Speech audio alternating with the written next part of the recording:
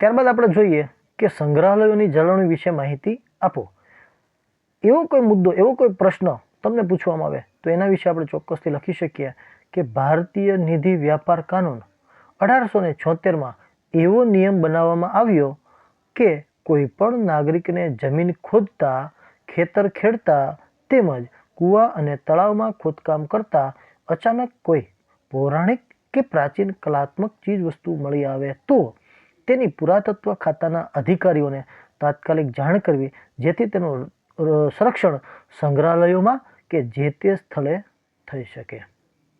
ભારત સરકારે 1876માં એવો કાયદો બનાવ્યો કે કોઈ પોતાનું મકાન જૂનું હોય એને પાડી અને નવું બનાવવું હોય ત્યારે ઘરકામ, ખોદકામ કરતા હોય, ખેતરની અંદર કૂવો બનાવતા હોય કે કોઈ પણ જગ્યાએ કંઈ ખોદકામ કરતા એમને કોઈ પણ પુરાતત્વીય ચીજ વસ્તુ મળે છે તો તાત્કાલિક ધોરણે એ ખોદકામને પેલું તો ત્યાં અટકાવી દેવાનું અને ભારતના પુરાતત્વીય ખાતાને છે એ જાણ કરવી અનિવાર્ય છે.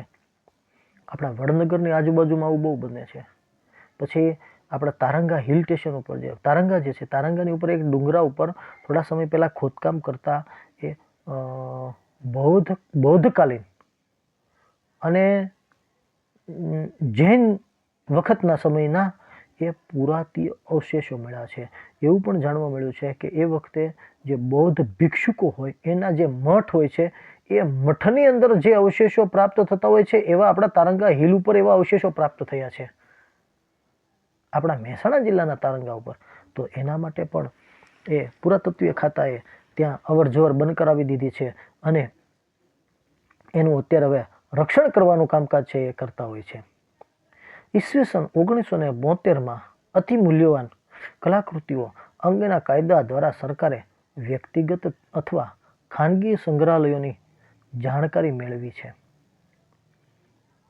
સંગ્રહાલયો જે છે, સંગ્રહાલયોની અંદર આપણે જોવા જઈએ છીએ ત્યારે ત્યાં એની માહિતી પણ નીચેની સાઈડમાં ચિપકાવેલી હોય છે કે લખેલી હોય છે કે આ વસ્તુ ક્યાંથી પ્રાપ્ત થઈ હતી, આ વસ્તુ કેટલા વર્ષો જૂની છે. એવા જે મ્યુઝિયમો બનાવેલા હોય છે, એ જે સંગ્રહાલયો બનાવેલા હોય છે તો એની જાણકારી પણ એ મેળવી શકાય છે. ગુજરાતમાં અમદાવાદ ખાતે લાલભાઈ દલપતભાઈ સંગ્રહાલય, LD ઇન્સ્ટિટ્યૂટ ઓફ ટેકનોલોજી અને ભોળાનાથ જેઠાલાલ વિદ્યાભવન, ભોજ જે વિદ્યાભવન, કોબા ગાંધીનગર ખાતે શ્રી મહાવીર જૈન આરાધના કેન્દ્ર, પાટણ ખાતે શ્રી હેમચંદ્રાચાર્ય જ્ઞાન ભંડાર ગ્રંથાલય વગેરે સંગ્રહાલયો ભારતની પ્રાચીન પાંડુલિપિઓમાં લખાયેલી તેમજ સંસ્કૃત, અર્ધમાગધી, પ્રાકૃતિક, પાલી વગેરે ભાષાઓના હસ્તપ્રતોની જાળવણી કરે છે. વિચાર કરો, જે તે સમયની હસ્તપ્રત આપણે ગુજરાતની અંદર જે વલ્લભી વિદ્યાપીઠ હતી એ વલ્લભી વિદ્યાપીઠની અંદરથી કેટલા બધા હસ્તલિખિત પ્રાચીન ગ્રંથો હતા એ ભારતમાંથી એક ચાઇનીઝ ખૂબ જ પ્રમાણમાં લઈ ગયેલો હતો. તો વિચાર કરો કે એ એની ઉપર માથે મૂકીને નાચી ઉઠ્યો હતો અને એ જે પાલી ભાષામાં લખાયેલા છે, જૈન લોકોનું પવિત્ર પુસ્તક જેને આગમ કહેવામાં આવે છે, આગમ આપણા ગુજરાતની અંદર વલ્લભી વિદ્યાપીઠમાં લખાયેલું હોવાના પુરાવા મળેલા છે, એનું અનુમાન કરવામાં આવે છે. અને એના કારણે તે એ પાટણની અંદર જે હેમચંદ્રાચાર્ય જ્ઞાન ભંડાર છે, ગ્રંથાલય જે છે ત્યાં પણ આના અવશેષો જે છે, હસ્તલિખિત ગ્રંથો જે છે એ મળી આવે છે અને એની જાળવણી કરવી પણ ખૂબ જ અગત્યની છે. ત્યારબાદ આપણા દેશમાં નવી દિલ્હી ખાતે રાષ્ટ્રીય સંગ્રહાલય, કોલકાતા ખાતે ભારતીય સંગ્રહાલય, મુંબઈ ખાતે Chhatrapati Shivaji Maharaja Vastu Sangrahalaya, Prince of Wales museum, Hyderabad ખાતે સાલારગંજ સંગ્રહાલય, ભોપાલ ખાતે રાષ્ટ્રીય માનવ સંગ્રહાલય, વડોદરા ખાતે વડોદરા મ્યુઝિયમ, પિક્ચર ગેલેરી વગેરે પ્રખ્યાત સંગ્રહાલયો છે.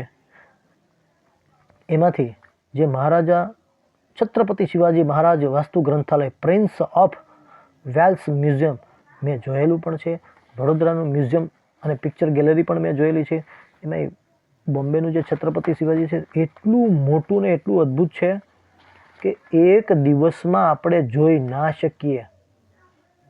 એક દિવસ થાય છતાં પણ ન જોઈ શકીએ. વડોદરાનું જે મ્યુઝિયમ છે ત્યાં એક મમ્મી પણ છે. મમ્મી એટલે જે તે સમયે જેમ પિરામિડની અંદરથી અવશેષો મળે છે મૃત વ્યક્તિ અને એને સાચવીને રાખવામાં આવે છે. તો વડોદરાની મ્યુઝિયમની અંદર પણ છે અને તમે અહીં સ્ક્રીન ઉપર જોઈ પણ શકો છો કે જુદી જુદી મૂર્તિઓ, જુદા જુદા એ વખતની ચલણી સિક્કા, એ વખતની મૂર્તિઓની સાથે પથ્થરો ઉપર કંડારેલા અને જુદા જુદા સંગીતના સાધનો અદ્ભુત છે. એ આ બધા આપણા ભારતના જે મુખ્ય મુખ્ય સંગ્રહાલયો છે એ સંગ્રહાલયોની અંદર જાળવણી કરીને રાખવામાં આવ્યા છે. ત્યારબાદ મેં એક તુર્કીની અંદર ભારત બહાર યાની કે એક કાર્યક્રમ થકી હું જ્યારે તુર્કીની અંદર હતો ત્યારે જેમ આપણા ભારતની અંદર કેમ આપણું લોથલ છે એમ ત્યાં ટ્રોય સંસ્કૃતિ છે, તો એને જોવા માટે ગયા હતા. અને ત્યારબાદ પછી ત્યાંનું એક મ્યુઝિયમ હતું, એ અમે જોવા ગયા હતા.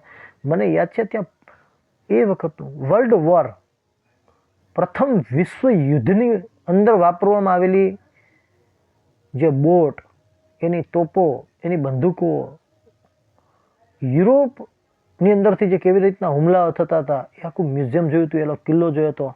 આપણું દિમાગ કામ કરતું બંધ થઈ જાય. એ લોકો આજે પણ એની જાળવણી અદ્ભુત રીતે કરે છે, પણ ત્યાં ચોખ્ખાઈ બહુ હોય છે. કોઈ વ્યક્તિ કચરો પાડવાની હિંમત ના કરે. બધું જ સીસીટીવી કેમેરાથી સજ્જ હોય. જોકે હવે ભારતની અંદર પણ આપણા મ્યુઝિયમો સીસીટીવી કેમેરાથી સજ્જ થયા છે, પણ સાથે સાથે મેઇન વસ્તુ છે કે ચોખ્ખાઈ જે છે અને એની જાળવણી જે છે એ આપણે કરવી ખૂબ જ જરૂરી છે. તે આપણા ભવ્ય વારસાની જાળવણી અને સંરક્ષણનું મહત્વનું કાર્ય કરી રહી છે. તેમનું જતન અને રક્ષણ કરવું એ નાગરિકોની પવિત્ર ફરજ છે. એ મ્યુઝિયમવાળા તો આપણા ભારતીય જે અવશેષો છે એની જાળવણી તો કરે છે, પણ આપણે જઈ અને એને નુકસાન ન કરીએ, એની જાળવણી કરવામાં આપણે પણ એમને મદદ કરીએ. ત્યારબાદ છે આપણા વારસાના જતન માટે આપણી ભૂમિકાનું વર્ણન કરો. આ જે પ્રશ્ન છે એની અંદર તમે તમારી રીતે થોડું ઘણું એનો ઉમેરો પણ કરી શકો છો તમારા શબ્દોમાં. પણ અહીં જે મુદ્દાઓ આપેલા છે એની ચર્ચા કરીએ તો કે આપણો વારસો એ આપણા દેશની અને લોકોની ઓળખનો અરીસો છે. આપણો અમૂલ્ય વારસો જ આપણને ગૌરવ અર્પે છે. તેથી એ વારસાના સંરક્ષણમાં લોકોએ સહકાર આપવો જોઈએ, તેમજ તેના સંરક્ષણની જવાબદારી ઉઠાવવી જોઈએ. તમારે મારે સૌએ એ જવાબદારી ઉઠાવી રહી. શિક્ષકોએ શાળાઓમાં અને અધ્યાપકોએ કોલેજોમાં વિદ્યાર્થીઓને વર્ગખંડમાં ભારતના ભવ્ય વારસાનો પરિચય આપવો જોઈએ. અતિ ભવ્ય આપણો વારસો છે. લોકોએ આપણા રાષ્ટ્રીય સ્મારકો, ઐતિહાસિક સ્થળો અને પુરાતત્વીય અવશેષોને ઓળખવા જોઈએ અને તેમના સંરક્ષણમાં મદદરૂપ બનવું જોઈએ. લોકોના વારસાના સ્થળોની એક સૂચિ તૈયાર કરવી જોઈએ અને તેમની જાળવણી માટે ચોકસાઈ રાખવી જોઈએ. કમસે કમ જાળવણી પણ આપણે પ્રોજેક્ટ વર્ક પણ આપીએ છીએ એટલા માટે તો કે આપણા સ્મારકોનો જે છે એની એક સૂચિ બનાવો, એનું એક લિસ્ટ બનાવો. લોકોના વારસાના સ્થળોની એક સૂચિ તૈયાર કરવી જોઈએ. સ્થાનિક કક્ષાએ શાળા, કોલેજો અને બિન સરકારી સંસ્થાઓ ઐતિહાસિક સ્થળોના પ્રવાસ, વક્તવ્યો અને ચર્ચાઓ યોજી વારસાના મહત્વની સમજ આપી લોક જાગૃતિ અને સભાનતા કેળવવા જોઈએ. હવે આપણે થાય છે કેવું કે આપણે આ સ્થળોના પ્રવાસ માટે જ્યારે જાહેરાત કરીએ છીએ ને ત્યારે અમુક છોકરાઓ તો લ્યો એવા તો કંઈ પ્રવાસ હોતા હશે એમ કરીને ઘણા બધા નથી આવતા. મેં જોયું છે આપણી સ્કૂલોમાંથી જ્યારે પ્રવાસ કરતા હોઈએ છીએ ને ત્યારે આવા જે પ્રવાસન સ્થળો જે છે, જે આપણા ભવ્ય વારસાના સ્થળો છે ત્યાં જવાનું હોય એટલે તરત જ ના પડે. એમ કે સાહેબ કંઈક દીવના પ્રવાસ કરીએ તો તરત બધા થઈ જાય તૈયાર. નો ડાઉટ દીવની અંદર પણ પોર્ટુગીઝોનું ખૂબ જ જોવા જેવું છે, પણ બસ આનંદ અને મોજ મસ્તી કરવા માટે જ જાય. ત્યાંથી ફરી આવીએ પાછા ને આપણે કોઈને પૂછીએ ચલો ભાઈ ત્યાંની ઐતિહાસિક સ્મારકો જે છે તમે શું શું જોયા, શું શું માહિતી મેળવી, તો ઝીરો. પણ દરિયા કિનારે કોણે કોણે મસ્તી કરીને કયા કયા ગીતો ગાયા તો બધાની હાથ ઊંચો. પરિસ્થિતિ આવી થાય છે.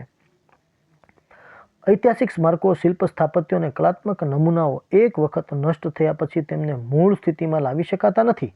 તેથી તે સ્મારકો નષ્ટ ન થાય, તેમની તોડફોડ ન થાય અને તે ચોરાઈ ન જાય તેની સંભાળ રાખવાની પવિત્ર ફરજ સૌએ બજાવવી જોઈએ. કમસે કમ ચોરી ન થાય એટલા માટે આપણે રાત્રે તો ત્યાં પહેરો ના કરી શકીએ, પણ જ્યારે પણ આપણે એને જોવા માટે જઈએ ત્યારે એને કોઈ નુકસાન તો કમસે કમ ના જ કરીએ, અથવા આપણામાંથી બીજું કોઈ નુકસાન કરતું હોય તો એને પણ આપણે અટકાવીએ. ત્યાં લખેલું હોય કે ભાઈ અહીં કોઈ ફોટા પાડવાની સખ્ત મનાય છે, તો આપણે ત્યાં તરત જ તે મોબાઈલમાંથી ફોટા પાડીએ. ભાઈ લખેલું છે કે એના કારણે કંઈક નુકસાન થતું હશે તો જ એવું કહેતા હશે ને, તો એવું ન કરવું જોઈએ. પ્રાચીન અને મધ્યકાલીન પ્રખ્યાત તળાવો, સરોવરો, કૂવા, વાવ, કુંડ, ઝરણા, ઝરા વગેરેની વર્ષા ઋતુ દરમિયાન ખાસ કાળજી લેવી જોઈએ. ધોળકાનું મલાવ તળાવ, પાટણની રાણકી વાવ, અડાલજની વાવ, ચાંપાનેરનો કૂવો, મહેમદાવાદનો ભમરિયો કૂવો, જૂનાગઢનો નવઘણ કૂવો વગેરે વર્ષા ઋતુ દરમિયાન પ્રાચીન સ્મારકોની જેમ જ જળવાય તેનું ધ્યાન સૌએ રાખવું જોઈએ. નહીતર પછી આપણા મહેસાણાની અંદર જે 72 કોઠાની વાવ આવેલી છે, પરામાં કેટલા 72 કોઠાની વાવ, પણ એની જાળવણી ન થઈ અને લોકોએ એની અંદર કચરો નાખવાનું ચાલુ કર્યું અને આજે એ પરિસ્થિતિ એવી છે કે એ વાવને કોઈ ઓળખતું જ નથી. આપણે મહેસાણાની અંદર રહેવા છતાંય તો કમસે કમ આવી કોઈ વસ્તુઓ હોય, પૌરાણિક પ્રાચીન વસ્તુ હોય, એ નષ્ટ ન થઈ જાય એની પણ જાળવણી રાખવી ખૂબ જરૂરી છે. સરકાર દ્વારા જળવાતા સંગ્રહાલયો અને વ્યક્તિગત કે ખાનગી સંગ્રહાલયોમાં ગૃહિત થયેલી આપણા વારસાની મૂલ્યવાન ચીજ વસ્તુઓ ચોરાઈને દેશમાં કે વિદેશમાં જતી ન રહે તેની લોકોએ સાવધાની રાખવી જોઈએ. બહુ જ અગત્યની વસ્તુ છે કે એ વસ્તુ ચોરાઈને વિદેશોમાં એની કરોડોની કિંમત આવતી હોય છે. તો એટલા માટે એ વસ્તુઓ ચોરાય નહીં, તો એની જાળવણી પણ રાખવી ખૂબ જ જરૂરી છે. એક બંધારણીય મૂળભૂત ફરજ તરીકે દેશના બધા નાગરિકોએ આપણા વારસાના સંરક્ષણની પવિત્ર ફરજ અદા કરવી જોઈએ. તો આપણે સૌ એવો સંકલ્પ લઈએ કે આપણા પ્રાચીન વારસાનું જતન કરવું એ આપણી સૌની પવિત્ર ફરજ છે અને એ જતન માટે આપણે સૌ એકજૂટ થઈ અને દરેક વ્યક્તિ એમાં જોડાય તો 100% આવનારી પેઢીને પણ આપણા વારસાના જે શિલ્પ સ્થાપત્યો જે છે, જે પણ વસ્તુ છે એ આવનારી પેઢીને પણ આપણે દર્શાવી શકીએ.